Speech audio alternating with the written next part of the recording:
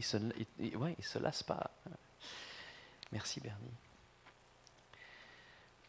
Et justement, aujourd'hui, nous allons parler de comment justement ne pas tomber dans le piège d'une certaine lassitude et pourquoi le Seigneur nous a prévenus par rapport à ces choses-là.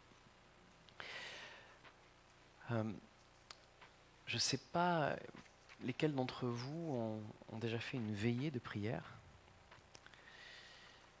mais je me suis attardé sur le mot veiller. Et je demande au Seigneur aujourd'hui de nous inspirer, que les paroles qui vont être partagées, les versets qui vont être lus soient vraiment à sa gloire. Et vraiment, c'est... Oui.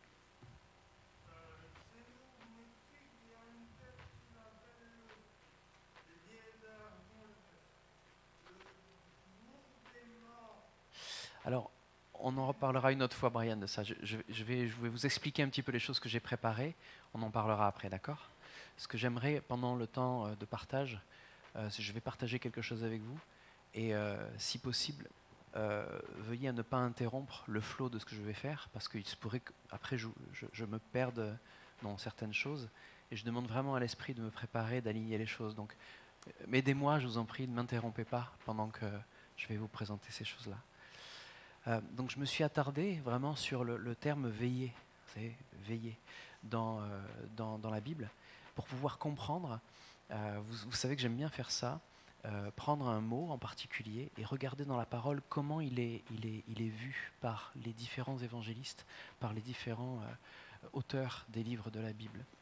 Et là j'ai pris le mot veiller. En anglais c'est keep watch, ça veut dire n'arrêtez pas de regarder. C'est pour ça que j'ai mis quelqu'un avec des lunettes comme ça. Parce que cette notion de veiller, en fait, elle est reprise plusieurs fois. Je l'ai comptée 23 fois dans le Nouveau Testament. Et en regardant tous les passages qui parlent de la veillée, eh bien, je me suis rendu compte qu'il y a une veillée qui est physique. Vous vous rappelez, le moment où la veillée est physique, c'est quand Jésus demande aux apôtres de ne pas le laisser tout seul à prier. Il demande, restez veillés avec moi. Restez réveillés, parce que la chair est faible. Et il avait besoin de leur présence physique pour prier. Et puis, il y a beaucoup plus de passages qui parlent d'une veillée spirituelle, c'est-à-dire d'une veillée pas forcément physique, c'est-à-dire ne pas dormir, hein, mais plutôt de rester en éveil par rapport aux choses qui sont en train de se passer. Et ça, je pense que ça vous parle aujourd'hui, parce que la veillée est liée aussi au fait que le Seigneur va revenir et de remarquer les temps de la fin.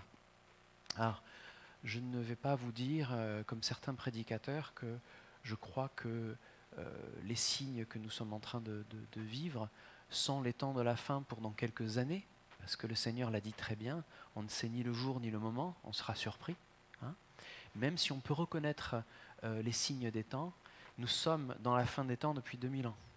C'est-à-dire que depuis que le Seigneur est venu, la fin des temps a démarré. C'est-à-dire la grâce du Seigneur et tout ce qui avait été annoncé dans l'Ancien Testament est arrivé, s'est matérialisé en Jésus-Christ. Donc nous avons la grâce de vivre avec la connaissance du Fils de Dieu. Voyez ? Donc la veillée pour nous a un autre sens que la veillée pour ceux qui sont dans l'Ancien Testament. Certains devaient veiller pour se dire quand arrivera le Messie, celui qui est oint, choisi de Dieu. Et Siméon faisait partie de ceux qui veillaient. Le fameux Siméon qui, alors que bébé Jésus était amené par Marie et Joseph pour être consacré, eh bien Siméon dit, ça y est, j'ai finalement vu celui qui devait venir, le Messie, le Fils qui était annoncé. Donc il était en veille.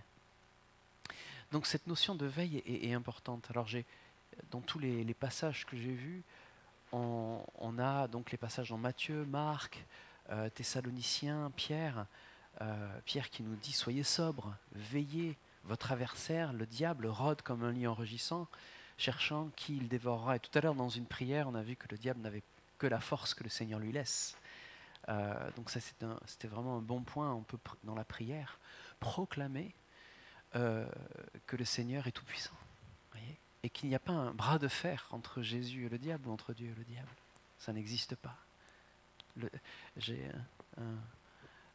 me rappelle de mes cours, quand je faisais des cours de Christologie, où on apprenait à connaître Christ, et puis des cours aussi sur le Saint-Esprit, la pneumatologie, on apprenait à connaître la personne du Saint-Esprit, eh bien le professeur rappelait que le diable n'est que le diable de Dieu, c'est qu'une créature. Ce n'est pas Dieu lui-même, même si il cherche à se faire passer pour Dieu. Donc dans cette notion de veiller, eh bien c'est garder les yeux ouverts sur ces réalités-là. Et donc dans Révélation, il est écrit, voici, je viens comme un voleur, c'est le Seigneur qui parle, hein. Je viens comme un voleur, heureux celui qui veille et qui garde ses vêtements afin qu'il ne marche pas nu et qu'on ne voit pas sa honte. Et le Seigneur nous a lui-même demandé de veiller. Alors regardons un petit peu sous quel angle on peut parler de le fait de veiller. Il y a une question qui va revenir très souvent. Quand on veille, on attend quelque chose. La question, c'est à quel moment cette chose va venir. Je ne sais pas si ça vous arrive souvent, ça, mais quand vous savez que vous devez vous lever tôt, vous devez mettre en général un réveil. Ça aide. Être sûr qu'on ne s'oublie pas, n'est-ce pas? Il y en a qui rigolent parce que peut-être ils le ratent. Malgré tout, je ne sais pas pour vous, mais on a comme une horloge interne qui fait que on sait qu'on va se lever plus tôt. Et je ne sais pas si ça le fait souvent pour vous, mais souvent 5 minutes avant que ça sonne, vous êtes réveillé. Il y a une sorte d'auto-veille. Le corps fait ça automatiquement. Parce qu'il s'attend à quelque chose. Le corps sait que ça ne va pas se passer comme d'habitude. Il est un petit peu, pas en stress, mais presque. Et il va automatiquement se lever. Eh bien, il y a une attitude spirituelle qui est comme ça. On sait qu'il y a quelque chose qui se passe. On peut dormir physiquement, mais dès qu'on sait que les temps changent, le corps réagit différemment. Et ça, malgré nous-mêmes. Et ça, c'est parce que le Seigneur nous a donné la capacité spirituelle, en tant que personnes qui sont nées de nouveau, de pouvoir voir spirituellement les temps. Et celui qui veille ne sera pas surpris par l'ennemi. Même si le Seigneur dit qu'il viendra comme un voleur, il a dit vous reconnaîtrez les temps, mais quand même ce sera une surprise. Qui sera prêt? À quel moment cela va-t-il arriver? Alors, on parlait de l'attente du Seigneur, on parlait de veiller. Cela vaut pour le retour du Seigneur, mais cela vaut pour la vie de tous les jours. Et on va voir ça. On va voir comment ça s'applique, cette notion de veille, à notre vie de tous les jours. La question qui va revenir, ce sera ça. À quel moment? Donc, quel est le contexte du passage que nous allons lire en Matthieu 24? On va prendre Matthieu 24 à partir du verset 41. Et cette fois-ci, j'ai pris mes lunettes. 41. C'est fou, de là, je vois trouble. C'est terrible. Ah là là. Alors, donc Matthieu 24 nous dit à partir du verset 41, en parlant de la fin des temps, de se tenir prêt. Il y a des personnes qui seront en train de faire quelque chose, et puis il y en a une qui sera amenée et l'autre qui sera laissée. Et au verset 42, il dit « Tenez-vous donc en éveil, puisque vous ignorez quel jour votre Seigneur viendra. Vous le savez bien, si le maître de maison savait à quelle heure de la nuit le voleur doit venir, il resterait éveillé pour ne pas le laisser pénétrer dans sa maison. Pour cette même raison, vous aussi, tenez-vous prêts, car c'est un moment que vous n'auriez pas imaginé que le Fils de l'homme viendra. » On ne pourra pas l'imaginer, vous voyez, c'est comme une promesse. On ne pourra pas imaginer. Donc on peut se faire plein d'idées, mais toutes ces idées seront fausses. J'ai fait une petite liste, à un moment, je ne vais pas vous la donner, de tous les chrétiens et les gens qui ont dit, bon, ce sera en 1988, le 13 septembre, je ne déconne pas, c'est vraiment cette date-là qui avait été donnée, le 13 septembre 1988, que le Seigneur devrait... entre le 13 et le 15, qui va revenir. Évidemment, bon, ils ont été déçus, hein, ces gens-là, et puis d'autres qui ont donné des dates et des dates et des dates, mais personne ne peut rien dire. Et le Seigneur nous a dit, veillez, parce que justement personne ne sait, même pas le Fils. Ce n'est que le Père qui connaît ces choses-là. Donc, c'est le Seigneur qui nous dit, tenez-vous donc en éveil, puisque vous ignorez le jour où votre Seigneur viendra. Quel est le contexte? Le contexte de ce passage, de se mettre en veille, de tenir en veille, c'est le contexte donc qu'il y a dans Matthieu 23, 24 et 25. On va regarder tout ce qu'il y a autour de ce passage. En Matthieu 23, Jésus va condamner les chefs religieux. Jésus se lève contre les pharisiens, les prêtres de l'époque, hein, ok, ceux qui étaient censés enseigner le peuple et leur ouvrir la voie vers le Seigneur, pour ceux qui l'auraient oublié. Eh bien, en Matthieu 23, Jésus, il va et il condamne l'activité de ces maîtres religieux. Et il parle des spécialistes de la loi, des pharisiens qui sont chargés d'enseigner la loi transmise par Moïse. C'est au chapitre 23, verset 2. Et ce qui est extraordinaire, c'est que Jésus commence par parler à ces gens-là qui sont chargés de donner à manger au peuple, de donner à manger spirituellement au peuple. Et puis, dans ce chapitre 23, eh bien, Jésus se lamente, il pleure sur Jérusalem. Et ça, c'est au verset 37, il dit « Ah, Jérusalem, Jérusalem, toi qui fais mourir les prophètes et qui tues à coups de pierre ceux que Dieu t'envoie, combien de fois j'ai voulu rassembler tes habitants auprès de moi, comme une poule rassemble ses poussins sous ses ailes. » Vous voyez l'amour du Seigneur pour son peuple. Mais vous ne l'avez pas voulu. Maintenant, votre maison va être abandonnée et restera déserte. Jésus se lamente sur son peuple, le peuple élu. Et il leur dit, en effet, je vous le déclare désormais, vous ne me verrez plus jusqu'à ce que vous disiez, béni soit celui qui vient de la part du Seigneur. Il sait qu'il va être rejeté. Donc, la condamnation des chefs religieux, la lamentation de Jérusalem, c'est ce qui nous introduit à la fin des temps. Parce qu'au chapitre 24, juste après, le contexte du chapitre 24, c'est l'annonce de la destruction du temple. Et ça, personne s'y attend à ce moment-là. C'est totalement inattendu parce que le temple, c'est l'endroit le plus saint, le plus sacré. C'est l'endroit où on est censé rentrer dans la présence de Dieu. Le seul endroit où on est censé rentrer et être accepté par Dieu par les sacrifices que l'on lui donne. Vous voyez ? Et Jésus est en train de dire, cet endroit-là, il va être détruit. Et moi, je le reconstruirai en 3 jours. Alors, vous imaginez comment les religieux étaient en pétard. Ils n'étaient pas contents. Dire qui est ce blasphémateur qui dit qu'il peut reconstruire le temple en 3 jours. Et donc, Jésus nous entraîne et nous dit, tenez-vous prêts à la fin. Parce que c'est la venue du Fils de l'homme. Et c'est ce contexte-là qu'on vient de lire. Et qu'est-ce qui se passe juste après ? En Matthieu 25, Jésus explique le contexte de ceux qui font l'erreur de ne pas se tenir prêts. Et là, nous allons voir si on peut se reconnaître dans ces passages-là. Il y a la parabole des 10 jeunes filles avec l'huile. On va jeter un coup d'œil. Pour ceux qui ne connaissent pas, on va se rafraîchir la mémoire. La parabole des talents à faire fructifier et une explication du jugement dernier. Vous voyez le contexte ? Donc ici, cette veille-là, le Seigneur est en train de dire, regardez ce qui est en train de se passer, vous n'y voyez que du feu, parce que ceux qui sont censés faire leur travail, donner à manger à la maison d'Israël, ne font pas le travail. Et il y aura un jugement qui va arriver, si vous ne faites pas attention. Donc, si on continue, je vous ai préparé un passage. Donc Matthieu 26, en effet, la fin du contexte, c'est que juste après, Matthieu 26 nous parle de Jésus qui va vers la crucifixion. Donc c'est vraiment les dernières choses dont Matthieu parle. Après, c'est la passion du Christ. Donc ces passages sont super importants. Dans la manière dont Matthieu approche les choses, ces passages-là nous aident à comprendre ce qui est en jeu. Parce que là, c'est terminé. Et Jésus le disait tout à l'heure, vous ne me verrez plus jusqu'à ce que vous disiez, béni soit celui qui vient de la part du Seigneur. Et ça, c'est quand nous regarderons dans les cieux, quand notre Sauveur va revenir. Voyez ? Donc ça, c'est le contexte.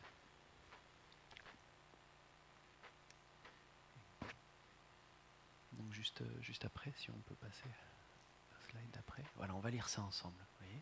Alors, je ne sais pas si vous voyez les endroits qui sont un petit peu en orange.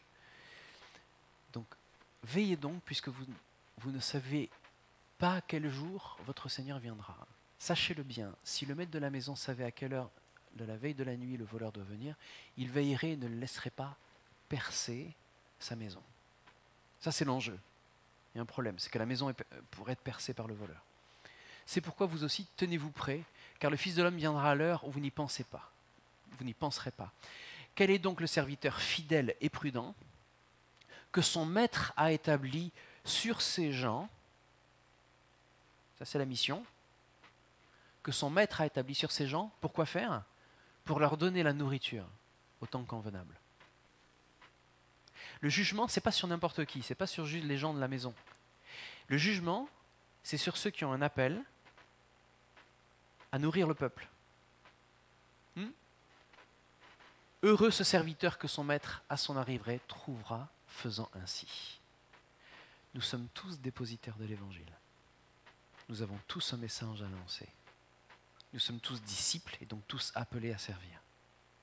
Aujourd'hui, le sacerdoce, c'est-à-dire le fait d'être prêtre, il est universel.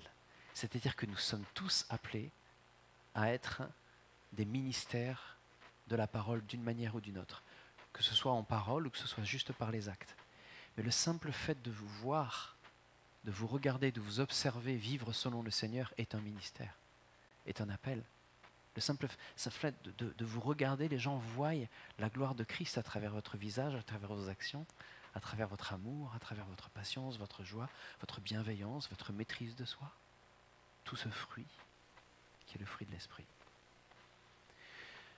Donc, nous avons de la nourriture à donner. Nous sommes dépositaires de ce message, vous voyez. Donc nous pourrons être tous ce serviteur heureux que le Maître va trouver fidèle à son retour, voyez. Ici, on aurait pu croire que ça ne s'adresse qu'aux prêtres et aux pharisiens, puisque c'est ceux qui sont responsables de la maison. Vous pourrez dire, mais là, Cyril, ça parle des anciens, ce passage. Ça ne parle pas de nous, juste les chrétiens qui viennent, qui n'ont pas de responsabilité particulière dans l'Église, qui n'ont pas un titre particulier dans l'Église. Non, non, non. On est en train de voir que ça correspond à tous ceux qui sont sauvés. Voyez ? Pas juste ceux qui ont un rôle d'enseignant. Voyez ? Donc ça, c'est l'invitation de Jésus. Et il nous explique le contexte.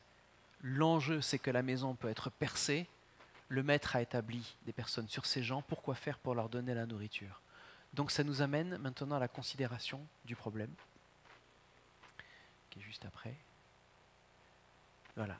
Donc la maison et la mission. Le plus grand parmi vous sera votre serviteur, car celui qui s'élève sera abaissé, celui qui s'abaisse sera élevé. Ça, dans Matthieu, Jésus est en train d'expliquer que celui qui sert, c'est celui qui est le plus grand. Et il accuse, on l'a vu dans les spécialistes de la loi, le problème c'est que il leur dit malheur à vous. C'est une accusation que Jésus fait. Il y a pas mal de violence là-dedans. Malheur à vous, spécialistes de la loi et pharisiens, hypocrites, parce que vous barrez aux autres l'accès au royaume des cieux. Vous voyez l'enjeu? On barre aux autres l'accès au royaume des cieux. Je remets juste ça dans notre contexte. Nous sommes dépositaires de l'Évangile. Nous avons le message de la bonne nouvelle, de la réconciliation, comme on l'a prié tout à l'heure, entre Dieu et les hommes. Est-ce qu'à un moment de la journée, pour une raison quelconque, par rapport à quelqu'un qui nous énerve ou qui nous fait des problèmes, on va être quelqu'un qui va l'empêcher de rentrer dans le royaume de Dieu? Par quelque chose qu'on va lui dire, par notre comportement, par peut-être notre manque d'amour, le fait qu'on le rejette. Voyez ? Est-ce qu'on va pouvoir se mettre à la place de cette personne qui a besoin du Seigneur? Cette personne qui ne connaît pas la vérité et qui il se peut qu'il pourrisse la vie de tout le monde autour de lui. Et nous sommes les victimes de cette personne, mais est-ce que dans ce contexte-là, on va pouvoir être un pont entre lui et le royaume de Dieu? C'est la question que je me pose très souvent. Parce que combien de fois on reçoit des appels ou des personnes et on est tellement fatigué, on est tellement pris dans la vie de tous les jours, on se dit mais comment j'agis? Est-ce que j'agis en tant que chrétien là, ou est-ce que j'agis en tant que simple citoyen qui a besoin de paix et qui a besoin d'être respecté? Voyez? Donc quelles sont les chaussures que nous avons ce jour-là? Les chaussures de la bonne nouvelle ou les chaussures de la personne qui va se plaindre?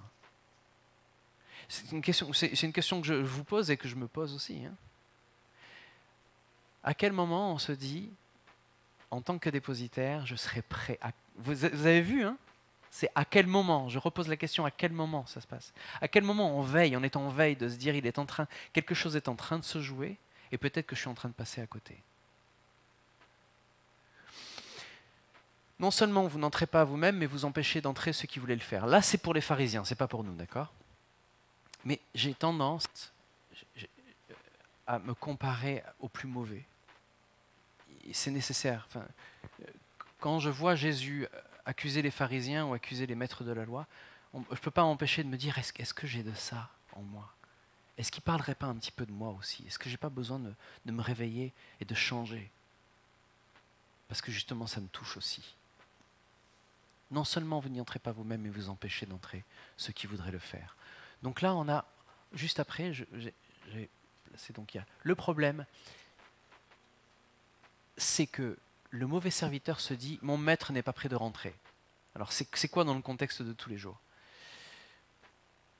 Je suis tellement dans mon quotidien que j'en oublie mes chaussures de celui qui annonce la bonne nouvelle. J'en oublie mon appel à être celui qui réconcilie, qui aide les hommes à se réconcilier avec Dieu par le message de la bonne nouvelle.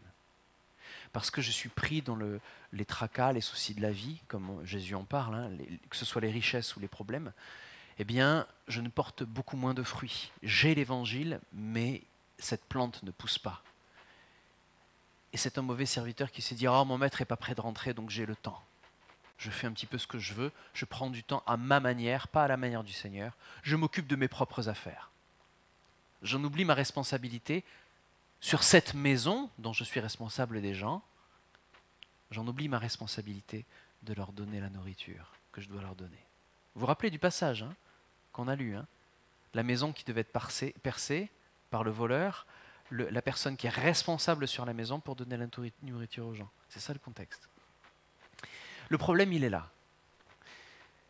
Et juste après, on a mis les exemples de ce problème. C'est là qu'on rentre et qu'on va parler des 10 jeunes filles et qu'on va parler de l'argent à faire fructifier.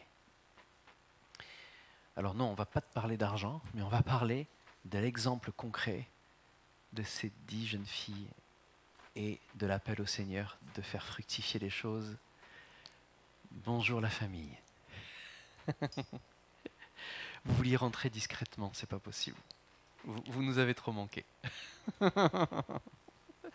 Merci Seigneur. Donc, parmi ces 10 jeunes filles ici, nous sommes dans Matthieu 25, d'accord? Et donc on va voir un exemple du problème que ça représente. Le Seigneur nous donne dans ce contexte un exemple de personnes qui ne sont pas prêtes. Autant les 10 jeunes filles que dans le passage d'après, le passage de l'argent à faire fructifier.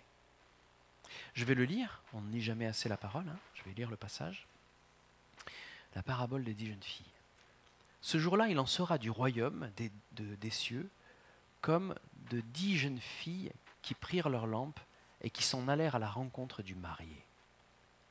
5 d'entre elles étaient insensées, les 5 autres étaient avisées.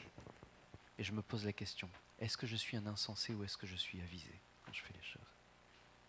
Les jeunes filles insensées prirent leurs lampes sans penser à emporter de réserve d'huile.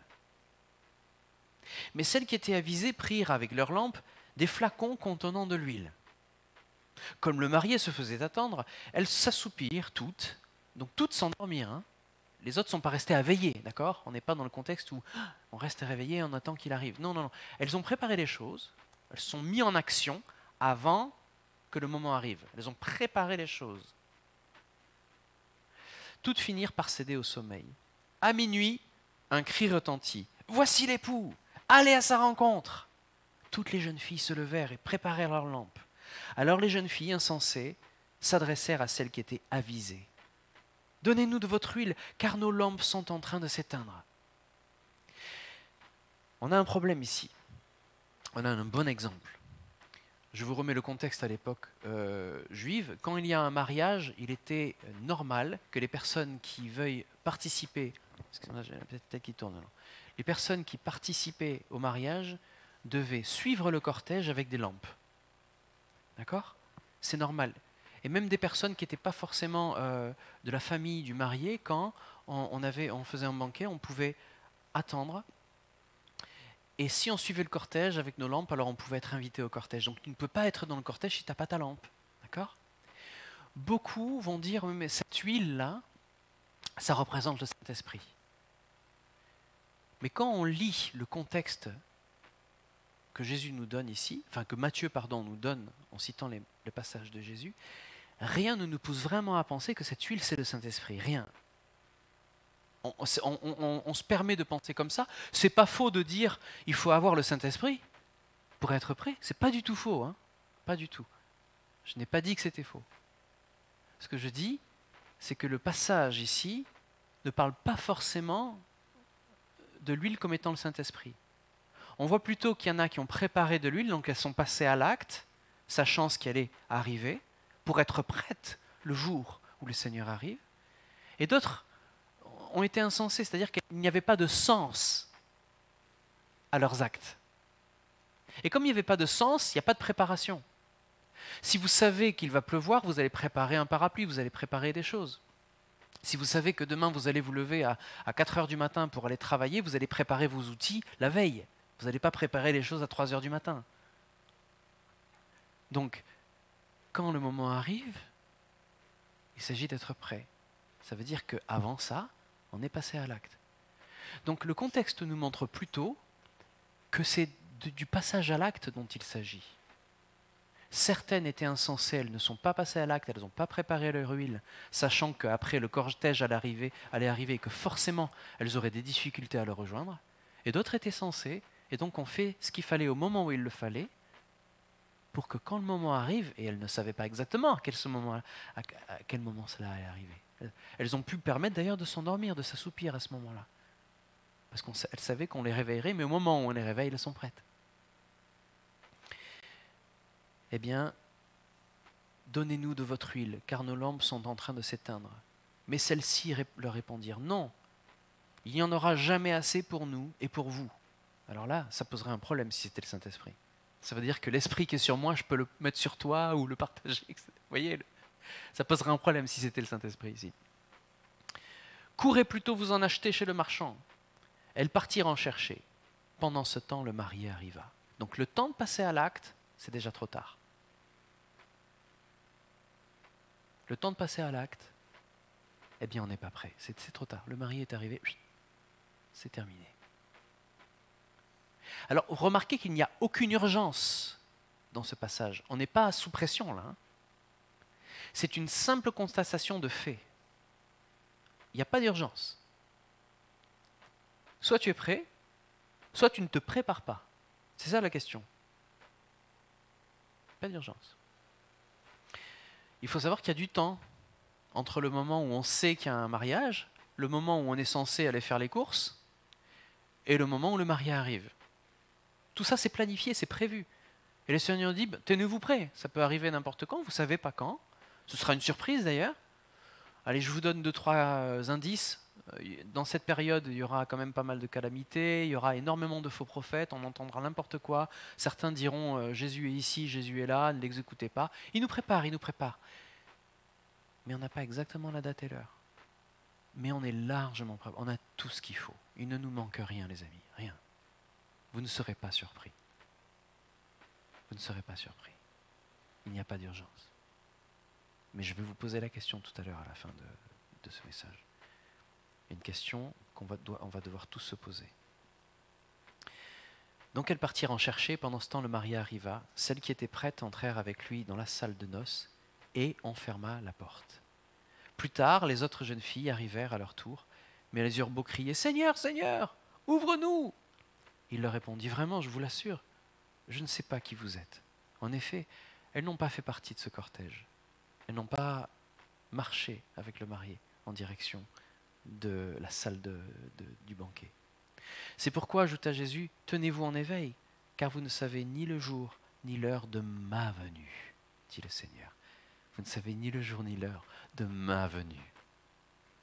Là, ça ne peut pas être plus clair, juste avant que Jésus se fasse arrêter, qu'il parle de lui comme étant le Fils de l'homme. Il est le Fils de l'homme, voyez. Ce fameux Fils de l'homme qui est annoncé dans l'Ancien Testament par le prophète Daniel comme étant celui qui vient sur les nuées pour sauver le peuple d'Israël. Et juste après, un autre passage qui nous permet de méditer sur cette réalité. C'est la parabole des talents. Il en sera comme d'un homme qui partit pour un voyage. Il convoqua ses serviteurs et leur confia l'administration de ses biens. Il leur remit à l'un 5 lingots, à un autre 2 et à un troisième un seul, en tenant compte des capacités personnelles de chacun. Ça, c'est très rassurant. Le Seigneur ne vous donnera jamais plus que ce qu'il sait que vous êtes capable de gérer. Donc ne vous en mettez même pas plus vous-même. Regardez simplement ce que le Seigneur a mis devant vous. Mais il vous donne en fonction de vos capacités. C'est pas rassurant, ça, hein? Donc vous voyez, il n'y a pas d'urgence, il n'y a pas de pression. Il y a une connaissance de notre Seigneur, une simple relation avec lui, de savoir, ok, tu t'attends à quoi, Seigneur, avec moi? Qu'est-ce que tu as mis comme talent devant moi? Puis il s'en alla. Celui qui en avait reçu 5 lingots se mit sans tarder à les faire fructifier, de sorte qu'il en gagna 5 autres. Celui qui en avait reçu 2 fit de même et en gagna 2 autres. Donc vous voyez, premier en a 5, il en fait 5, donc il fait 1 fois 2. Celui qui en avait reçu 2 fit de même, et donc lui aussi, il fait fois 2. Les deux ont multiplié par 2. Quant à celui qui n'en avait reçu qu'un, il alla creuser un trou dans la terre pour y cacher l'argent de son maître. Longtemps après, la question, quand est-ce que ça va arriver? Longtemps après. Il n'y a pas de pression, hein? Il n'y a pas marqué peu de temps après ou juste après. Il y a longtemps après. C'est-à-dire que ce talent, il a été enterré pendant longtemps. On s'en est pas servi, on n'a pas fait fructifier, on ne s'en est pas servi. Longtemps après, le maître de ses serviteurs revint et leur fit rendre compte de leur gérance. Alors, on revient sur le passage qu'on a vu tout à l'heure. Lequel de ces serviteurs fidèles sera trouvé en faisant la bonne chose sur la maison? Je rappelle la maison qui peut être percée par l'ennemi, dont on est en responsabilité pour donner à manger aux gens qui sont dedans. Hein, vous vous rappelez Matthieu 24? C'est notre verset de base. Longtemps après, le maître de ses serviteurs revint et leur fit rendre compte de leur gérance. Quel est le serviteur qui sera trouvé faisant ce qu'il faut faire? Une fois de plus, il n'y a pas de pression. Il y a une question à se poser. Et la question aujourd'hui à se poser, je la poserai juste après. Suspense. Celui qui en avait reçu 5 lingots se présenta, apportant les 5 lingots supplémentaires qu'il avait gagnés. Yes. Maître, dit-il, tu m'avais remis 5 lingots, j'en ai gagné 5 autres. Les voici. Très bien, lui dit son maître. Tu es un bon serviteur en qui on peut avoir confiance. Tu t'es montré fidèle en peu de choses, c'est pourquoi je t'en confierai de plus importantes.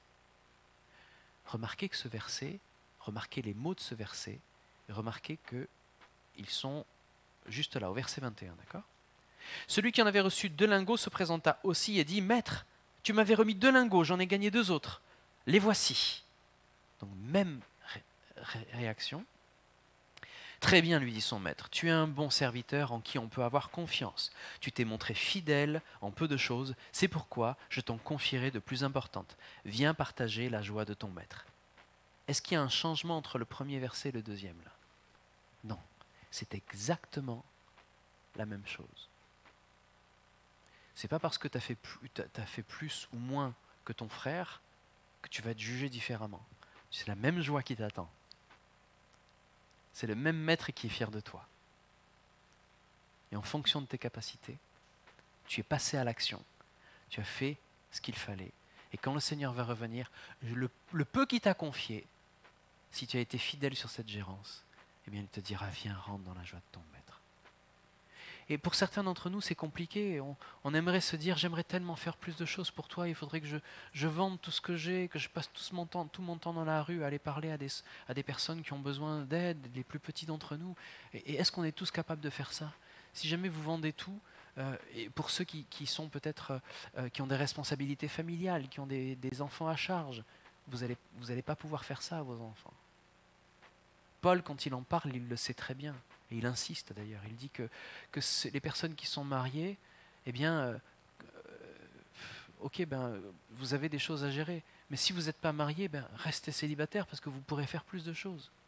En tout cas, c'est lui, il dit c'est moi qui parle, c'est pas le Seigneur, mais c'est moi je vous conseille de dégager le plus de temps possible pour servir. Parce qu'il y a tellement de besoins. Donc il ne force pas les gens soit à se marier, soit à ne pas se marier. Il dit, ok, tu veux te marier, c'est très bien, c'est super. Sois responsable de ce que tu fais. Tu veux pas te marier, c'est très bien. C'est comme moi, je valide. Mais sois responsable de ce que tu fais. Voyez ? Il n'y a pas de pression, etc. Mais ceux qui ont des responsabilités, ben, le Seigneur ne va pas vous donner 5 si vous êtes capable que de donner 1. Il y a 5 jours dans la semaine. Si les 5 jours vous travaillez, le Seigneur ne va pas vous dire, ben, les 5 jours où tu travailles, tu vas passer tout ton temps à travailler que pour moi. Le Seigneur dit, travaille comme pour moi. Vous avez remarqué ? Les esclaves, il leur dit, travaillez comme si vous travailliez comme le Seigneur, pour le Seigneur. C'est-à-dire que l'attitude de travail, c'est une attitude responsable, etc. Et là, vous avez un ministère, parce que vous témoignez par votre témoignage, vous voyez ? À vos employeurs, à vos collègues, aux personnes qui travaillent pour vous. C'est un témoignage. Vous les encouragez, vous leur parlez du Seigneur de temps en temps quand leur oreille est ouverte, comme le sel et la lumière dont ils ont besoin dans leur nourriture de tous les jours. Vous faites un ministère. Donc oui, vous travaillez pour le Seigneur, mais vous n'êtes pas tout le temps en train d'enseigner. Vous êtes en train de peut-être remplir des fichiers Excel, ou appeler des personnes pour vendre des trucs, ou régler des problèmes sur des ordinateurs, ou je ne sais pas, ou travailler la terre, j'en sais rien. J'espère que ce que vous faites vous plaît en tout cas. Mais malgré tout, vous travaillez comme pour le Seigneur. Mais cela ne veut pas dire que vous êtes à 100% de temps dans le ministère, même si dans le cœur, vous avez envie de servir à 100%, d'accord ? Donc ce qui va vous confier, le Seigneur, il va le faire en fonction de ce que vous pouvez. Et il n'y a pas de culpabilité à porter. Moi, très souvent, vous ne savez pas combien de temps, une fois, on vient de me dire, Cyril, lâche tout ce que tu fais et ne fais que servir l'Église. Oui, mais d'accord, mais j'ai des gens qui comptent sur moi, qui ont confiance en moi, que j'aide réellement dans le quotidien. Et mon travail pour eux est un témoignage. Ils le savent que je suis pasteur, ils savent que je suis chrétien. Et quand je vais leur en parler, parce que je suis sérieux avec ces affaires, ils vont m'écouter quand je vais leur parler du Seigneur et de ma foi. Voyez ? Ça me plairait, moi, de passer que mon temps à visiter les frères et sœurs, à appeler, à aller en Inde, à faire toutes ces choses-là. Bien sûr, c'est génial, ce serait merveilleux. Mais on a des responsabilités. Il faut reconnaître ce que le Seigneur nous a donné et ce qu'il ne nous a pas donné. Donc, 1 talent ou 5 talents, c'est lui qui vous le dit. Ce n'est pas aux autres de vous mettre la pression. Voyez ? Mais par contre, si vous savez qu'il vous attend à un endroit, il faut passer à l'acte. Si vous avez le cœur qui bat en vous disant oh, j'ai envie, est-ce que je le fais, je le fais pas, je le fais pas, mais c'est juste là devant toi, ben fais-le. Sinon ton cœur va sauter. Oui. C'est un truc à devenir cardiaque, ça. Si le Seigneur vous fait battre le cœur pour son œuvre et que c'est juste là, vous avez juste à tendre la main pour le faire, fais-le. Mais si quelqu'un te dit, ben vas-y, tu lâches tout, il faut que ce soit le Seigneur qui te le dit. Parce que c'est arrivé dans des églises, ça. Il y en a qui ont entendu la voix du Seigneur, ils ont tout vendu, ils sont partis de l'autre côté de la terre et ils sont dans un ministère où ils ont un orphelinat. C'est merveilleux, ils ont sauvé plein d'enfants de la rue. Il y a des témoignages, bon, il y a des enfants qui sont morts, il y a des choses terribles qu'ils ont vécues, mais le Seigneur est là et il vit dans ce ministère. Des personnes de la même église se sont dit, on va faire pareil, sauf que le Seigneur leur a rien dit. Mais ils ont vendu leur maison et aujourd'hui, ils n'en ont plus. Est-ce qu'ils servent le Seigneur? Non plus. Parce qu'ils n'ont pas été appelés à le faire. Ils pensaient que, mais non. Il ne faut pas penser que, c'est dans la prière que ça prend naissance, ces choses-là. C'est par conviction que ça prend naissance, ces choses-là. C'est pas on va voir, on va essayer. Non, c'est j'ai une conviction et maintenant j'ai peur. Mais parce que j'ai reçu un ordre, je mets le pied dans le Jourdain. Et je sais que le Seigneur va s'occuper du reste. Mais j'ai une conviction, donc peu importe ce qui se passe, je sais que j'ai fait la bonne chose. Vous voyez? C'est pas oh, je ne sais pas. C'est la foi. Faut que le Seigneur, faut que dans la vie de prière soit très très claire, pas juste que ce soit un sentiment ou un feeling ou une émotion. Et je vais venir, hein. Mais on va parler du passage à l'acte. Très bien, lui dit son maître. Tu t'es montré fidèle en peu de choses, c'est pourquoi je te confierai de plus importantes. Viens partager la joie de ton maître. Enfin, celui qui n'avait reçu qu'un lingot à son tour, vint à son tour et dit, Maître, je savais que tu es un homme dur. Déjà, il essaie de justifier, hein, c'est pas bon. essaie de négocier en disant, bon, tu vois, j'ai fait ça parce que... Bon, tu moissonnes là où tu n'as rien semé, tu récoltes là où tu n'as pas répandu la semence. Est-ce que le Seigneur est comme ça? Est-ce que le Seigneur récolte là où il n'a rien semé? Est-ce qu'il parle vraiment au bon maître? Moi, je pense que le Seigneur a drôlement semé dans nos vies quand même. Il est venu souvent te frapper à la porte. Alors j'ai pris peur. Ah oui, mais l'amour bénit la peur, mon ami. Tu devrais connaître ton Seigneur. Alors j'ai pris peur et je suis allé cacher ton argent dans la terre. Voilà, prends ce qui t'appartient. En gros, ça n'a jamais été à moi, ça a toujours été à toi, je te le rends. Vous voyez le truc? Il y a une distance entre lui et le Seigneur qui est énorme. Énorme. Comment il peut rentrer dans la joie de son maître s'il lui dit ben, prends ce qui est à toi?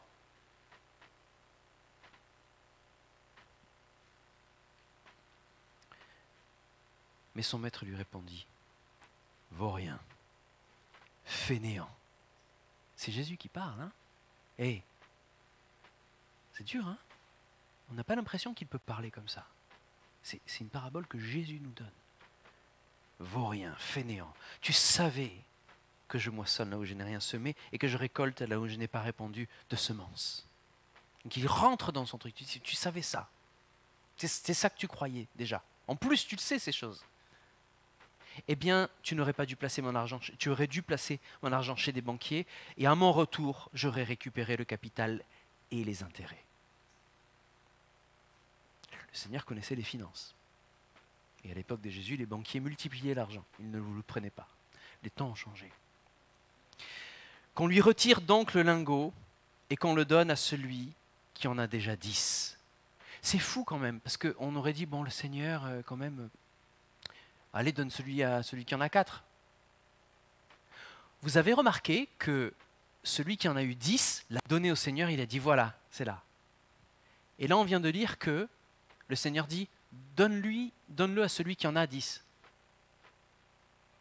Donc celui qui en a 10 les a donnés au Seigneur, mais le Seigneur est en train de dire, non, non, c'est lui qui les a. Il les a, les 10. Ils sont à lui, les 10. Le Seigneur n'a pas dit, donne-moi-les, comme ça m'en fait 10 plus 4. Vous avez remarqué? Il lui a laissé les choses et il lui en confie d'autres. Ça veut dire qu'il y aura une récompense. Alors attends, là il manque quelque chose ici. Hop, est-ce qu'il y a quelque chose après? Voilà, c'est le jugement. Alors juste après, donc il y a une différence, il y a les brebis et les boucs. Ah mince, reviens en arrière alors, sinon c'est un teaser. Voilà, non c'est bon, on va rester là. Il me semblait qu'il y avait, j'avais un autre truc en dessous. Parce que là ici, oui. Oui, c'est ça, les récompenses. Merci. J'ai dû intervertir les slides. Merci, David. Ici, vous voyez les récompenses. C'est heureux ce serviteur que le maître à son retour trouvera en train d'agir comme il lui a demandé. Vraiment, je vous l'assure, son maître lui confiera l'administration de tout ce qu'il possède. Vous avez vu? Ça a été dit déjà en Matthieu 24, juste avant. Donc le Seigneur a expliqué comment ça allait se passer. S'il vous confie quelque chose, non seulement ce ministère, cette chose, vous appartient, vous faites multiplier ce que le Seigneur vous a donné, mais en plus, il vous laisse ces choses-là et il vous donne en plus d'autres choses à administrer. C'est quand même merveilleux. Ça veut dire que ce service, c'est dans la joie qu'il se passe, parce que sinon on se dirait, bon, quand le Seigneur est de retour, on arrête de servir, c'est fini. Il y aura toujours quelque chose dans le Seigneur à faire. Je veux dire, dans les cieux, quand il sera là, on se pose la question, qu'est-ce qu'on va faire? On va pas être sur des nuages en train de jouer de la harpe? Hein? Avec un petit lange comme ça et des ailes dans le dos. Non, j'ai pas envie, moi, ça me plaît pas, moi, les nuages c'est mouillé, en plus j'aime pas. Non, puis je sais pas jouer de l'harpe. Ça va pas se passer comme ça. Le Seigneur nous donne plaisir à le servir et pour l'éternité, on va être dans sa présence à faire des choses qui vont nous remplir de joie. Mais sans les pleurs, sans les larmes, sans les coups de l'ennemi, les coups bas de l'ennemi, ça va être un temps... Là, justement, on a du mal à se dire comment ça va se passer. On ne peut pas décrire les choses. On essaie, dans le Révélation, dans le livre de l'Apocalypse, on essaie de décrire les choses qui seront à venir, cette Jérusalem céleste. Tout ce qu'on peut dire, c'est que c'est flamboyant. Il y a la lumière, le Seigneur est la lumière du pays où on va vivre. Il est lui-même la lumière de cette ville. Tout est pavé d'or, il y a des saphirs, des diamants, c'est tout ce qu'il y a de plus précieux. Mais ce ne sera pas de l'or et des diamants, on le sait. C'est rien l'or et les diamants pour le Seigneur. C'est juste une image pour vous dire à quel point ça va être étincelant et éclatant. Donc ça va au-delà de ce qu'on connaît nous sur terre. Vous imaginez? On n'aura pas les mots pour le dire.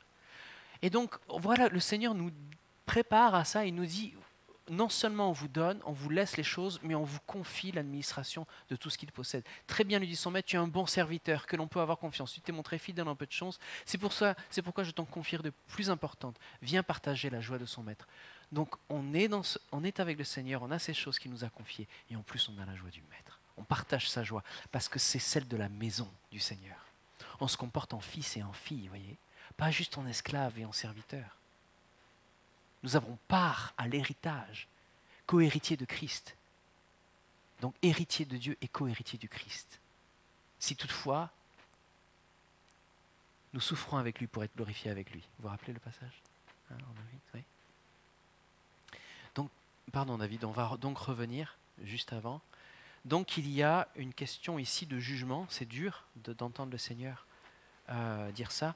Car celui qui a en donnera encore, il sera dans l'abondance, mais à celui qui n'a pas en ôtera même ce qu'il a.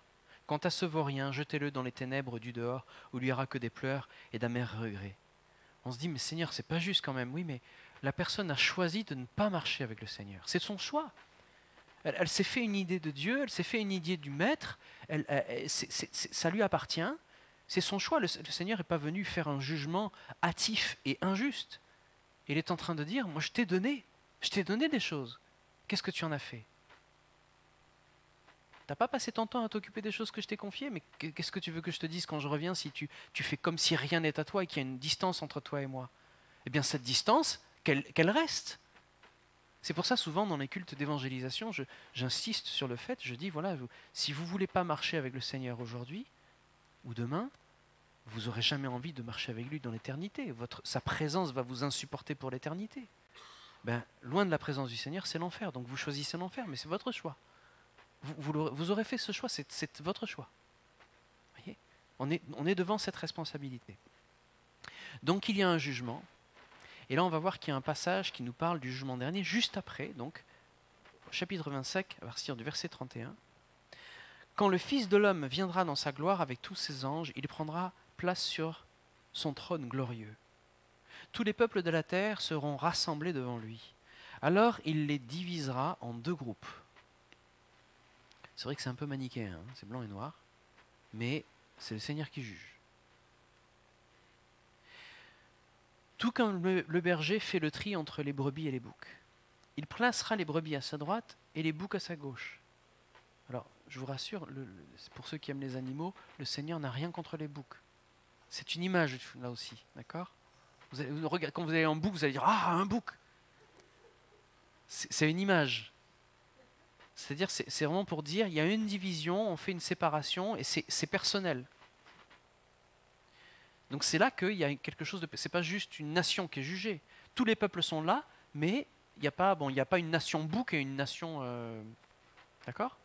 Bon, on priait, enfin on a souvent des prières pour l'Église persécutée. Dans toutes les nations les plus terribles envers l'Évangile, il y a des brebis dans ces nations.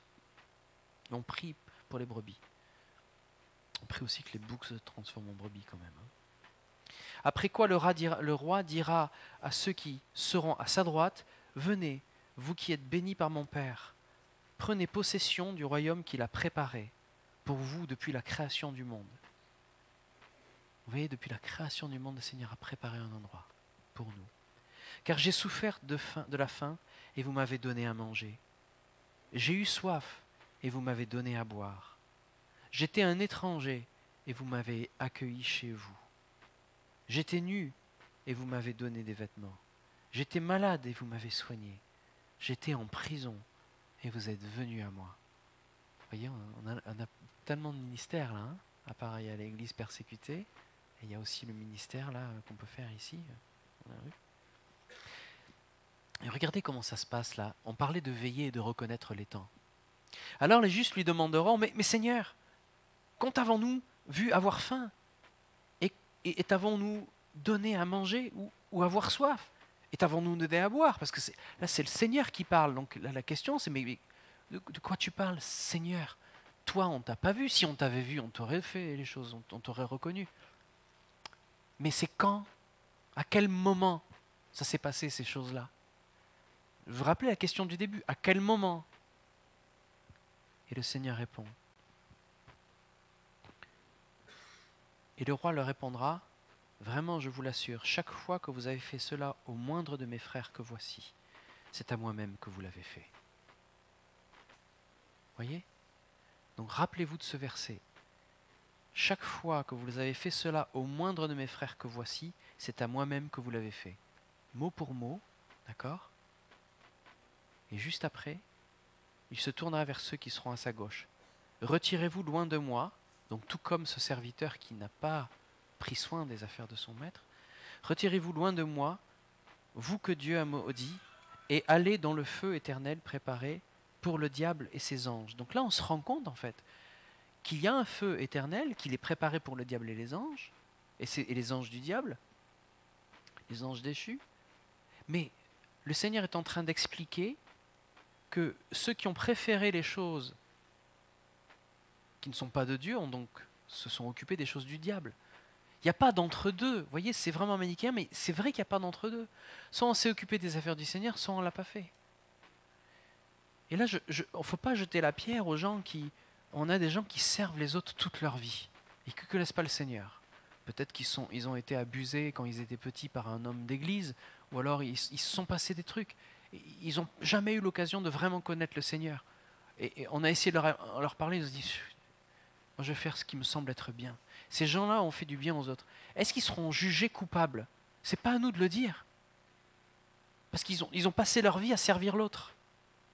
Ils ont servi ceux qui avaient faim, il leur a donné à manger. Ceux qui étaient malades, ils les ont guéris. Les médecins sans frontières, là, ceux qui font les choses, mais totalement, ils vivent, ils ne regardent pas leur compte en banque, ils vont servir. Est-ce qu'on peut dire cet homme-là sera jugé? Moi, je dis rien, je ne sais pas. Je ne sais pas. Mais est-ce que c'est parce qu'il n'a pas reconnu Jésus parce qu'on n'a pas su lui annoncer, parce que les pharisiens de son époque ou les prêtres de son époque l'ont dégoûté de l'Église et de ce qu'elle représentait? Est-ce que c'est à nous de juger ces gens-là? Non. Par contre, ce qui est sûr, c'est qu'il n'y a pas d'entre-deux, il n'y a pas de purgatoire. Il y a ceux qui ont fait le travail du Seigneur et il y a les autres. Voyez? Donc on n'est pas en train de se prononcer sur qui est sauvé et qui n'est pas là. Le Seigneur est en train de dire, si vous l'avez fait au plus petit d'entre nous, c'est moi que vous avez servi. Voyez? Donc j'essaie juste de dire, voilà, quand on est chrétien, on sort les couteaux souvent en disant, il faut que tu dises le nom de Jésus. C'est au nom de Jésus. Oui, c'est vrai, mais si la personne a eu que des images de Jésus qui l'ont terrifiée et qui étaient fausses, elle ne va pas pouvoir vous entendre, elle ne va pas pouvoir vous écouter. Et peut-être qu'elle est trop blessée pour pouvoir le faire. Voyez? Donc on va pas se prononcer sur qui est jugé, qui ne l'est pas, qui est sauvé, qui ne l'est pas, qui sont les brebis, qui sont les boucs. Ça ne nous appartient pas, ça appartient au Seigneur, c'est lui qui juge. Et autant vous allez voir quelqu'un qui a servi dans l'Église, qui à tout point de vue avait l'air super, et au jour du jugement, le Seigneur va dire, mais non, tu n'as jamais fait ça pour moi en fait, je t'ai même jamais demandé de faire ça, et ce que tu as fait c'était de l'esbrouf, donc tu sors. Ce n'est pas ceux qui disent Seigneur, Seigneur. Vous vous rappelez de ce passage, il me fait trembler, je me dis, est-ce que tu parles de moi des fois? Est-ce que je suis... C'est bon de se poser la question. On sait que le Seigneur est bon, on sait qu'on le sert, etc. Mais c'est quand même sain de se poser la question, de se dire, où est-ce que je me situe aujourd'hui? Ce qui amène à la question de la fin.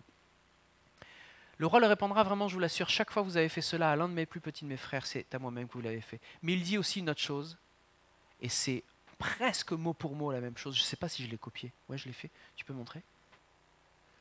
Et c'est les autres.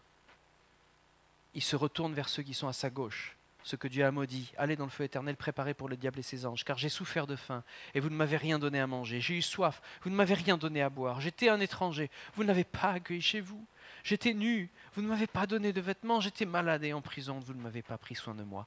Il se peut qu'il parle des pharisiens aussi de son époque, hein. C'était facile à viser. Hein. Il s'occupait que de la loi, les choses à faire. Mais est-ce qu'il s'occupait de ceux qui avaient vraiment besoin qu'on passe du temps avec eux? Avec qui Jésus passait du temps? Avec des ex-prostituées et des prostituées quand elles n'étaient pas ex, le temps de les sauver. Avec des gens qui étaient rejetés par le reste du peuple. Alors ils lui demandèrent à leur tour, et alors là je ne vais pas vous le refaire, mais à quel moment on t'a vu avoir soif? Nous on ne comprend pas.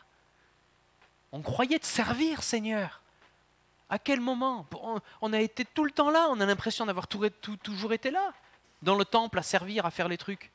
Et le Seigneur, où est-ce qu'il les attend? Chaque fois que vous n'avez pas fait cela à un des plus petits, c'est à moi que vous ne l'avez manqué de le faire.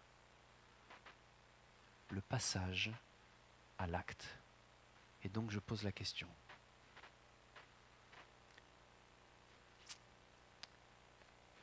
À quel moment? À quel moment on va passer à l'acte? Quel moment est le bon moment dans cette veille où on ouvre les yeux, où on regarde ce que le Seigneur, quels sont les besoins du Seigneur? À quel moment j'arrange mon agenda pour passer à l'acte?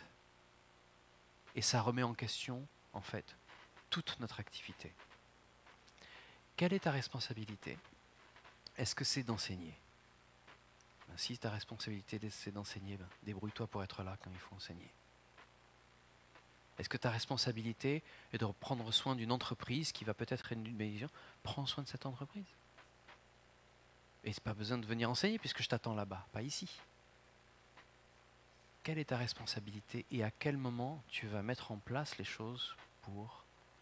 Moi, ça me fait du souci, hein, cette question. Je ne vous pose pas la question à vous, à la légère, en vous mettant en disant « je me remets en question moi-même ». Je me dis à quel moment je fais quoi pour être sûr que ce que le Seigneur m'a confié, ce qui m'a passé, je le multiplie. J'ai une phrase très très sage qu'un frère m'a dit récemment. Il m'a dit c'est pas parce que c'est faisable que c'est à faire. Et j'ai bien aimé. C'est pas parce que tu es capable de le faire que tu dois le faire. Regarde si le Seigneur te demande de le faire et mets les choses en prière avant de les faire pour savoir où on t'attend. Je prie le Seigneur de me pardonner, je prie le Seigneur de me guider, de me permettre de démarrer des choses et d'en arrêter d'autres pour continuer de m'aligner en fait sur sa volonté parfaite, pas juste permissive. Parce que j'aimerais bien faire un x2. Pourquoi pas un x3 avec les choses qu'il m'a confiées. Voyez ? La question qu'on doit se poser, elle prend naissance dans la prière. C'est Jésus, où est-ce que tu m'attends? À quel endroit? Pour que je sache à quel moment je peux me mettre en action. À quel moment je passe à l'acte. Parce que si vous vous dites c'est pas ma responsabilité, il n'y aura jamais de bon moment. Jamais vous allez passer à l'acte. Jamais vous allez vous dire ben c'est maintenant. Pourquoi? Parce que vous n'êtes pas prêt. Je donne un exemple, une anecdote très très simple. C'est Brian Kirby, le pasteur qui était là, l'église anglophone qui me l'a donné. Il me dit c'est difficile de savoir à qui tu vas donner des sous quand tu vas dans la rue et que tu vois des gens qui mendient. Il me dit ben moi j'ai passé comme un deal avec le Seigneur. Je lui ai dit écoute, la première personne qui a besoin de ce que je lui donne, la première personne que je croise, je lui donne ce que j'ai préparé. Donc il n'est pas en train de chercher des pièces dans sa poche en se disant « Oh mince, j'ai rien ». Il se dit « Je prépare quelque chose aujourd'hui et si je croise quelqu'un qui me le demande, c'est ça que je vais lui donner. Que ce soit 2 euros, 10 euros ou 20 euros. C'est ce que je garde. » Et après je ne me pose pas la question. Je te fais confiance Seigneur, tu amènes la bonne personne au bon moment et je lui donnerai. Parce que c'est toi qui arranges ces choses-là. Ça te fait rire parce que tu l'as vécu sûrement. Eh bien, le Seigneur est fidèle, mais la personne est prête. Voyez ? S'il vous dit, tu vas prendre soin des plus petits, tu ne vas pas dire, quand tu es devant le plus petit, qu'est-ce que je fais? J'ai rien à te donner. S'il t'a mis à cœur de prendre soin des plus petits, tu vas mettre des choses de côté. Tu ne sais pas quand est-ce que tu vas t'en servir, mais tu les prépares. Vous voyez l'idée? Il n'y a pas d'urgence en fait. Avec le Seigneur, on n'est pas dans l'urgence. On n'est pas dans oh vite, il faut préparer. Non. On est dans, ok, tu me demandes de faire ça, ok, je me prépare. Et c'est fou parce que c'est comme ça qu'il nous a appris à grandir ici à EBE. Dans la prière, avec les frères, on prie et il nous dit voilà ce que vous allez faire. Mais je vous dis ça pour l'année prochaine en fait. Ça on l'a compris après. Enfin moi je l'ai compris après. Il me montrait quelque chose et ok on y va. Non, non, non, il y a un ordre des choses, il faut préparer. Et puis quand vous êtes prêt, maintenant que je vous ai expliqué les choses, quand vous serez prêt, vous pourrez passer à l'action. Mais pour l'instant, vous préparez 2 fois, ça prend 1 an, des fois 2 ans, des fois plus. Mais où est-ce qu'il nous attend et comment on prépare? Qui fait que quand le moment arrive, quand tous les gens là qui vont descendre de leur immeuble et qui passent dans la rue, comme je les ai vus passer tout à l'heure, vont entendre du gospel, vont entendre des choses, on aura déjà des petits trucs à leur donner. On aura déjà les petits fascicules en disant voilà, ici, on donne à manger à ceux qui ont faim, on chante du gospel et puis surtout on annonce la bonne nouvelle. Et peut-être vous ne la connaissez pas cette bonne nouvelle, donc passez le dimanche à 16 h et vous allez entendre. Vous voyez? On prépare les choses avec le temps. Il n'y a pas d'urgence avec le Seigneur, il n'y a pas de jugement avant le jour du jugement. Il y a juste une question de préparation. Donc je vous pose la question. Quel moment est le bon moment pour vous? Est-ce que vous êtes préparé? Est-ce que vous savez ce que le Seigneur vous appelle à faire? Peut-être que toutes ces questions aujourd'hui, vous n'avez pas des réponses. Ne vous mettez pas martel en tête, ce n'est pas le problème. Parce que le Seigneur va vous répondre dans la prière. Voyez? Mais si vous vous posez ces questions maintenant, le Seigneur va y répondre demain, après-demain, tant que vous posez les questions, mais il va vous préparer, pas pour le surlendemain, il va vous préparer pour le jour qu'il a prévu. Voyez? Il n'y a pas d'urgence. Donc pas de pression, pas de culpabilité, pas d'urgence, mais une préparation. Ça s'appelle comment? Ça s'appelle veiller. Faire une veille, c'est se préparer. Moi, je fais une veille technologique dans mon travail. J'étudie tout ce qui se fait. Ça ne veut pas dire que je vais passer à l'acte de suite. Je vais étudier les choses, je veille, je regarde ce qui se passe. Je prépare. Et après, je passe à l'action. Le Seigneur me demande de veiller spirituellement. Je prie pour ouvrir les yeux. Je me prépare. Je me bats. Je fais le combat de la foi. Je veille. En fait, je voulais commencer le culte avec Happy Day. Je ne sais pas si vous connaissez. Je connaissais Oh Happy Day. Oui, c'est ça. C'est ça, tu vois. Oh Happy Day. Oh les jours heureux. When Jesus washed. When Jesus washed. When Jesus washed. He washed my sins away. Donc il a lavé mes péchés. He told me how. Il m'a appris comment. To watch, fight and pray, fight and pray. Tu vois, il m'a appris, he told me how to watch, comment veiller, comment se battre le combat de la foi et comment prier. Hein? And he told me how to live rejoicing. Et il m'a appris à vivre dans la joie tous les jours. Every day. Il m'a appris à vivre dans cette joie. Donc ce combat de veille, de prier, de ce combat de la foi, c'est-à-dire continuer de croire alors qu'on ne me voit pas. C'est ça. On veille, on se bat le combat de la foi, on prie. Et on vit dans la joie qui nous appartient déjà. Et le jour où le Seigneur arrive, il va dire rentre dans la joie. Rentre dans la joie de ton maître. Amen. On va prier que le Seigneur nous réponde, d'accord? À toutes ces questions, toutes ces prières. Il est fidèle et il va vous répondre, il va nous répondre. Seigneur Dieu, nous avons tellement besoin de toi. Ces questions sont tellement importantes. Il se peut, Seigneur, qu'on se soit écarté de cet appel par crainte, par peur. Mais tu nous dis que l'amour parfait bannit la crainte. Alors Seigneur, révèle-nous cet amour qui ne juge pas aujourd'hui, cet amour qui sauve. Tu t'appelles Jésus, Yeshua, le Dieu sauveur. Et tant qu'il y a de la vie, Seigneur, tant que tu as mis ce souffle de vie dans nos poumons, nous avons le choix de te suivre, de t'écouter, de veiller et de te suivre, Seigneur, dans ce cortège triomphal. Nous te demandons, Père, d'ouvrir nos yeux sur ces réalités. La question, Seigneur, où est-ce que tu nous appelles? À quel endroit nous allons servir le plus démuni? À quel endroit nous savons servir si nous devons donner à manger, à donner de la nourriture à ceux qui en ont besoin? Tu nous as dit, Jésus, auprès de cette Samaritaine, quand tu étais là en Jean 4, tu nous montres que ta nourriture, c'était de faire la volonté de ton Père qui est dans les cieux. C'est cette nourriture-là. Tu donnais à manger au peuple en leur donnant, en multipliant les choses qu'ils amenaient. Tu leur donnais à manger spirituellement, mais ta nourriture à toi, c'était de faire les œuvres du Père. Alors Seigneur, montre-nous où est-ce que tu nous attends, où est-ce que tu nous appelles, chacun individuellement. Parce que ce face-à-face, il sera individuel, Seigneur. Merci pour ce que tu nous donnes, que ce soit 1, que ce soit 2, que ce soit 10 ou 20. Seigneur, donne-nous de pouvoir gérer ce que tu nous donnes comme un bon serviteur, comme un fils, une fille fidèle de la maison de Dieu, Seigneur. Merci pour ta grâce sur chacun d'entre nous. Merci de ta révélation. Merci de ton appel et de ton salut. Merci pour ton sacrifice. Au nom de Jésus. Amen.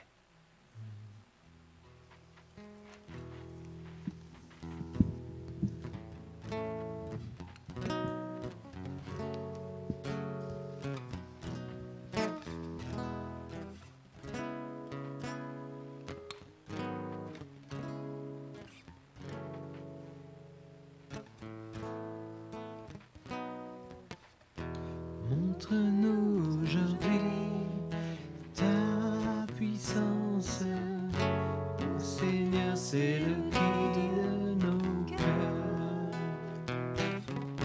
Viens nous guérir, nous relever, que ton esprit nous réveille. Guéris ce pays. Guéris ce pays, guéris ce pays, répands sur lui ton Esprit Saint.